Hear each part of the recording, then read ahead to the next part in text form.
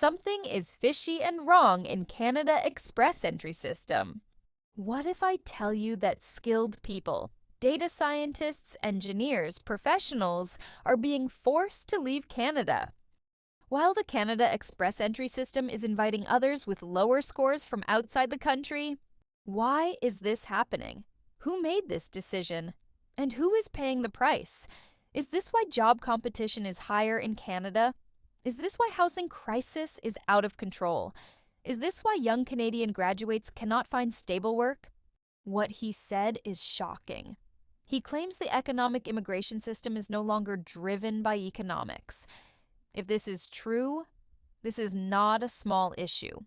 Today, we are breaking down powerful testimony by Stephen J. Paolasini inside a House of Commons committee.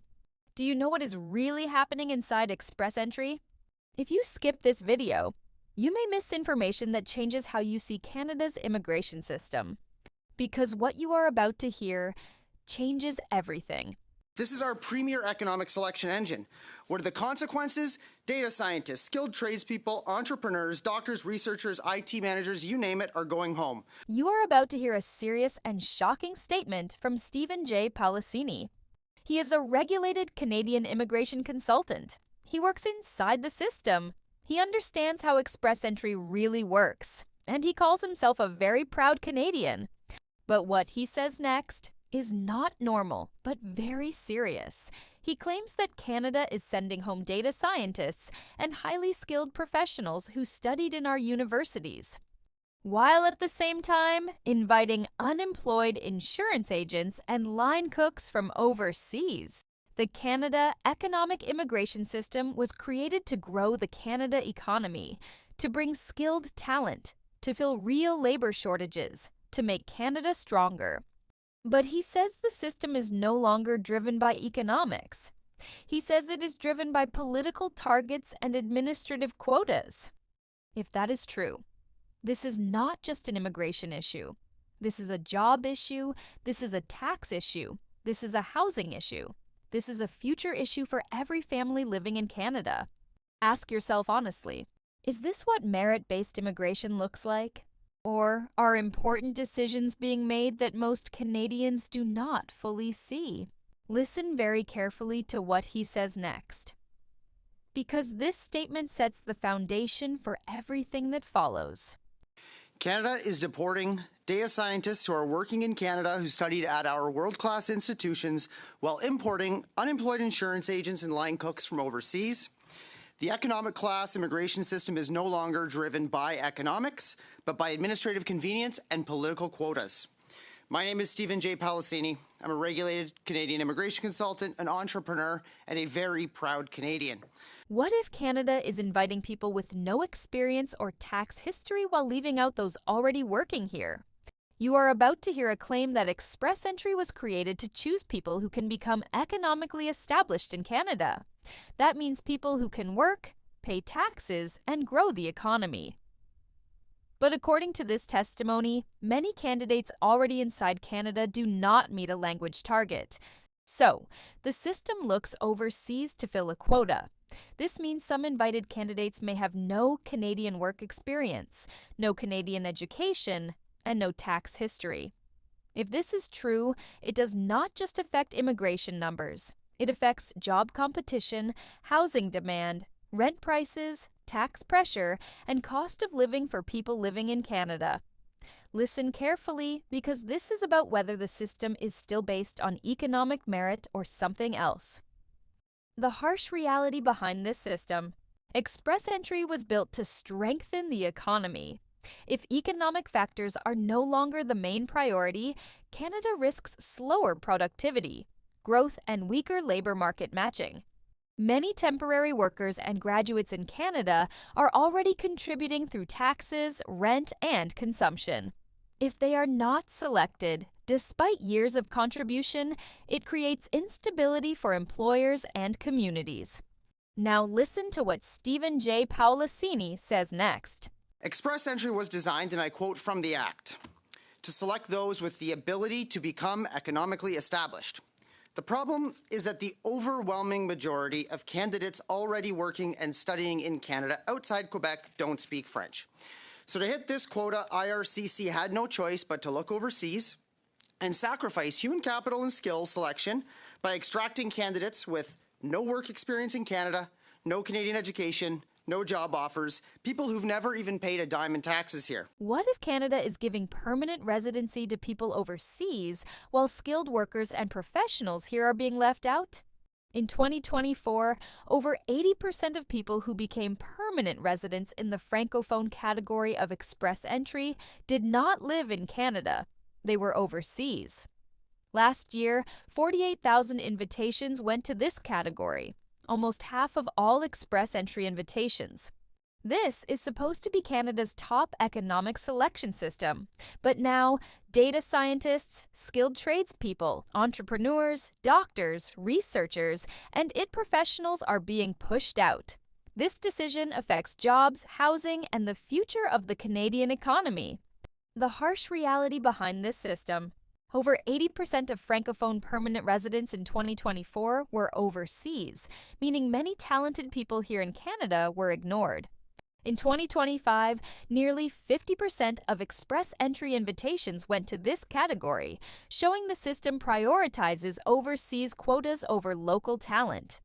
This means highly skilled workers like data scientists, IT professionals, and entrepreneurs who could drive the economy are left out, impacting business and innovation. The decision creates job pressure, higher competition, and risks losing Canada's best talent to other countries, affecting housing, cost of living, and economic growth for everyone. Now listen to what Stephen J. Paolasini says next. Over 80% of those who became permanent residents in the Francophone category of express entry in 2024 did not reside in Canada. They were overseas. Last year, in 2025, nearly 50% of express entry invitations went to this category, a whopping 48,000 invitations to apply. This is our premier economic selection engine.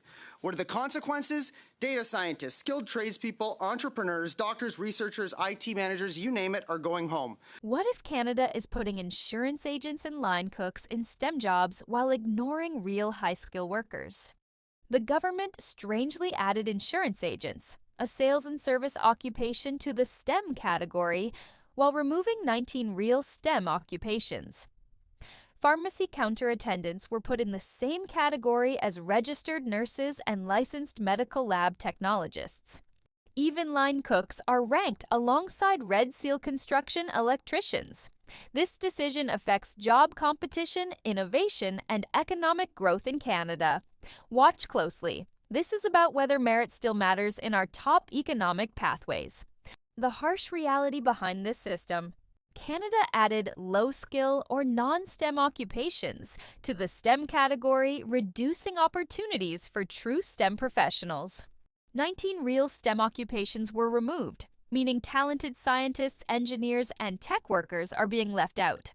Line cooks are ranked alongside Red Seal electricians, which impacts high-skill job selection, innovation, and economic productivity, hurting Canadians who rely on a merit-based system. Pharmacy counter attendants are now in the same category as registered nurses and licensed medical lab technologists, showing the system no longer reflects real skill value. We strangely added insurance agents, a sales and service occupation, to the STEM category while removing 19 actual STEM occupations. We're placing pharmacy counter attendants in the same category as registered nurses and licensed medical lab technologists. We're ranking line cooks alongside Red Seal construction electricians. What if people working and paying taxes in Canada for years are being penalized while overseas applicants get an easy pass? Applicants already in Canada, working and paying taxes for years, sometimes struggle to reach over 500 CRS points, but those overseas can qualify with just 379 points, lower than when express entry started over a decade ago. This is not merit-based selection. It also hurts innovation, as Canada's only federal business program offers just 500 PR spots a year. This affects jobs, economic growth, and opportunities for people who have already contributed to Canada.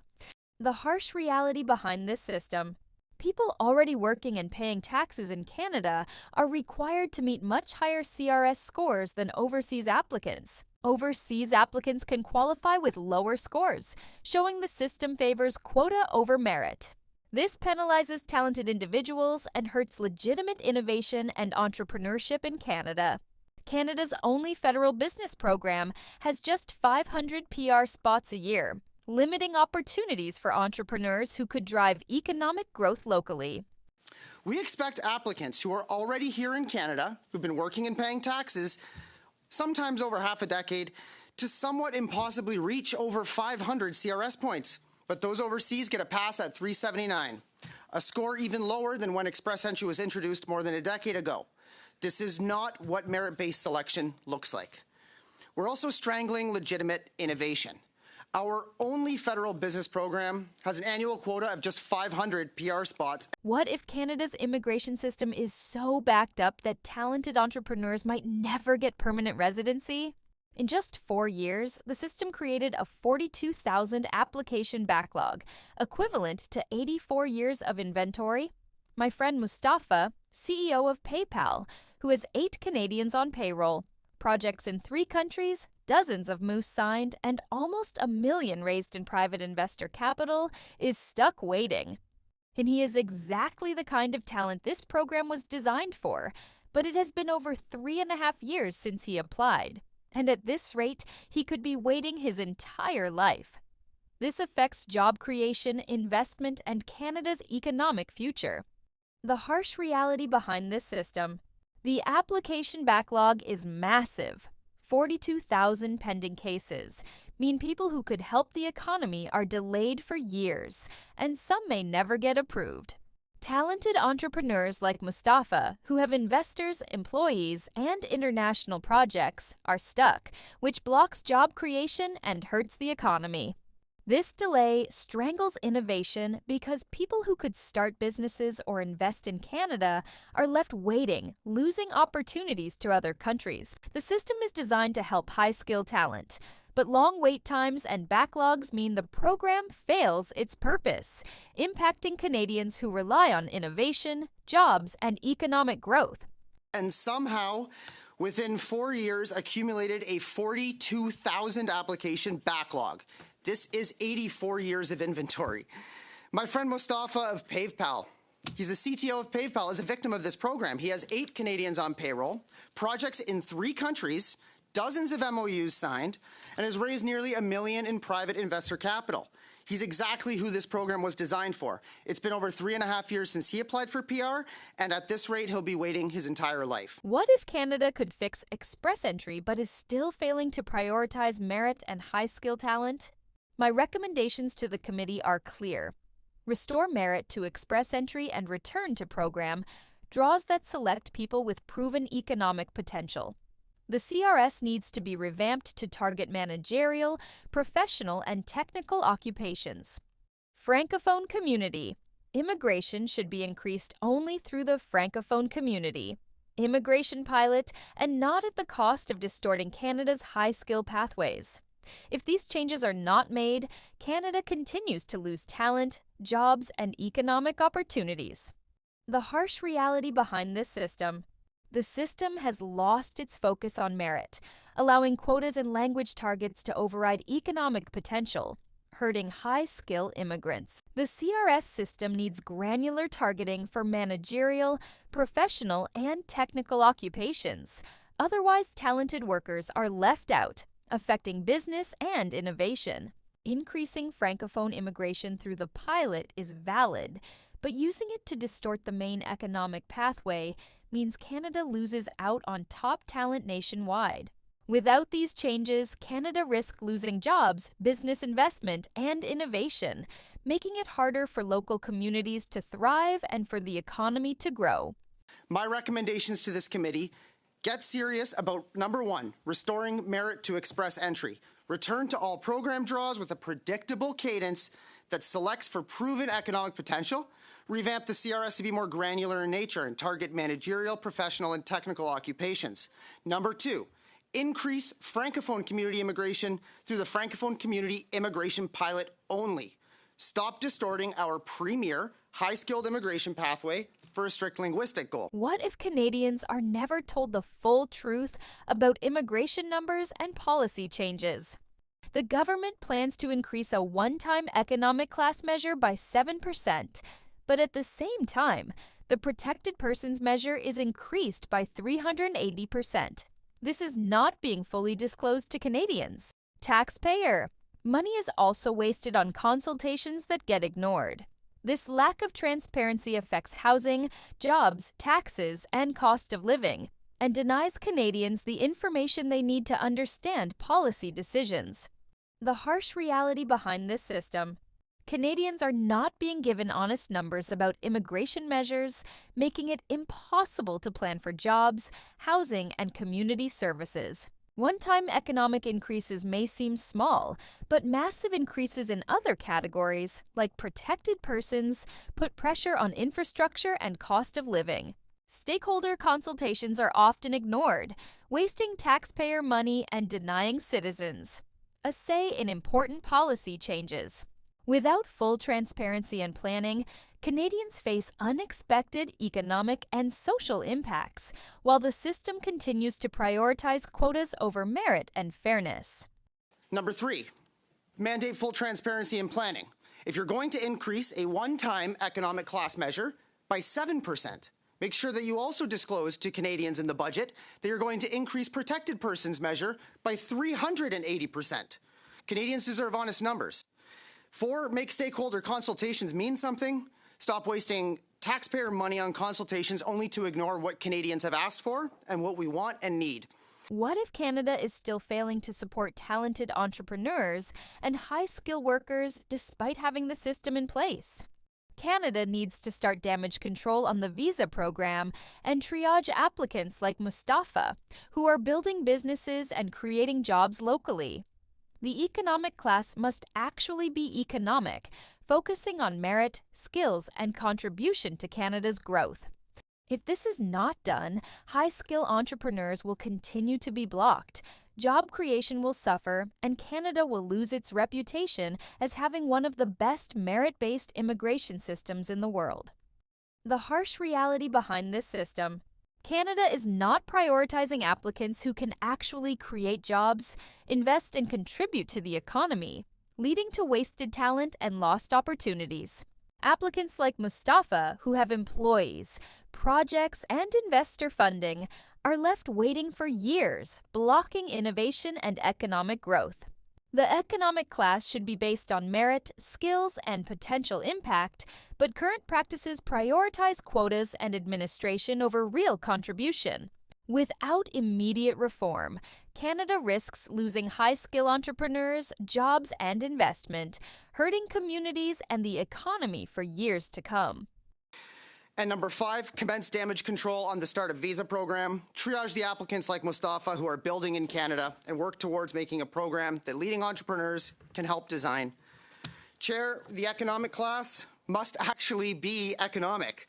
Let's build this country to have, once again, the best merit-based immigration system on earth. I'm here, I'm ready to help. Thank you, and I look forward to your questions. Now that you have seen the full breakdown, let's summarize what we learned. Canada's immigration system is facing serious issues.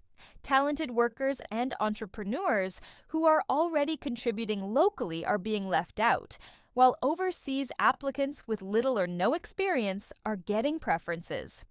The system is backed up, merit is being ignored, and high-skilled jobs, innovation, and economic growth are at risk. Language and quota targets have distorted high-skill pathways, and Canadians are not getting full transparency about policy changes or their impact. The harsh truth is that this affects jobs, housing, taxes, cost of living, and the future of Canada's economy.